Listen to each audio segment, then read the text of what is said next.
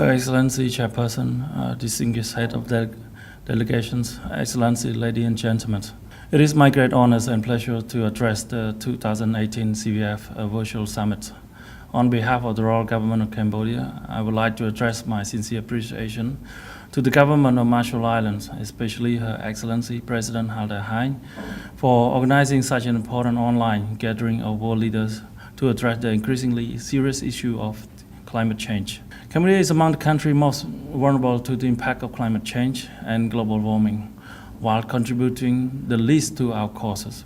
We have seen higher incidents of severe floods, droughts, and tropical storms, as well as changing rainfall regime and rise in temperatures and sea level. Such extreme weather events have importantly affected the livelihoods of tens of thousands of people and undermine our socioeconomic development and poverty reduction efforts. Thus, Cambodia takes climate change very seriously. The Royal Government of Cambodia has adopted most international legal instruments related to climate change and sustainable development. For instance, Cambodia was swift to ratify the Paris Agreement, the first ever universal, legally binding global climate deal, through which the world leaders expressed their strong commitment to deal with climate change and save our planet. Indeed, concrete actions under the agreement and the 2030 Agenda for Sustainable Development collectively will be necessary if climate change is to be addressed and sustainable development and shared prosperity for mankind ensure. If we do not address climate change, we will not achieve the 2030 agendas. Cambodia has been doing her best to contribute to the effort by taking various national measures.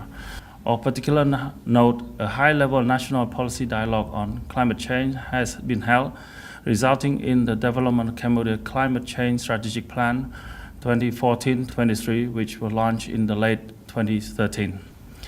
This was followed by sectoral climate change action plan developed by 14 ministries and agencies concerned. In addition, the National Council for Sustainable Development was established in 2015 to coordinate formulations and implementations of policy measures to address climate change and sustainable development.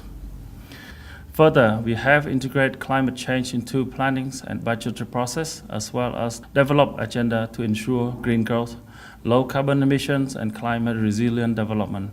Clean and renewable energies and energy efficiencies are actively promoted.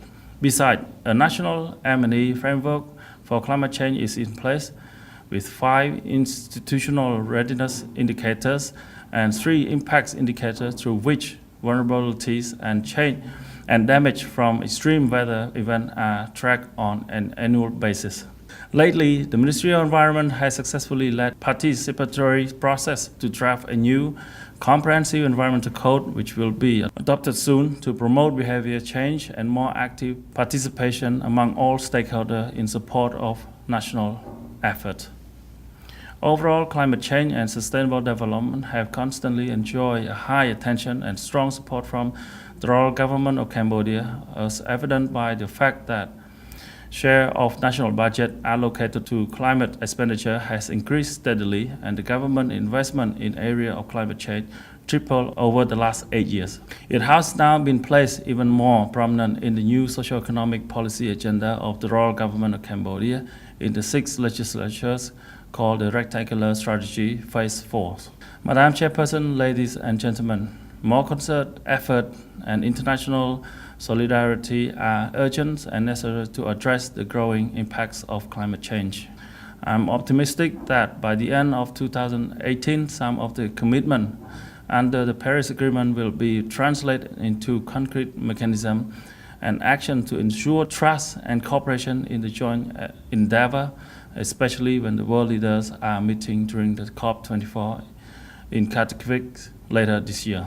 Developed countries need to do more, as they are in better position financially and technologically. LDC need better and faster access to international climate change, finance, technology transfers, and capacity development support, so as to participate in the joint effort more effectively. Through our important work of CVF, we are voicing our serious concern about climate change and urging upon rich nations for more concrete action to deal with the pressing issue. I'm convinced that together we will be able to effectively address climate change, safeguard our planet, and protect the humanity. Finally, I wish the 2018 CVF Virtual Summit a fruitful success. Thank you for your kind attention.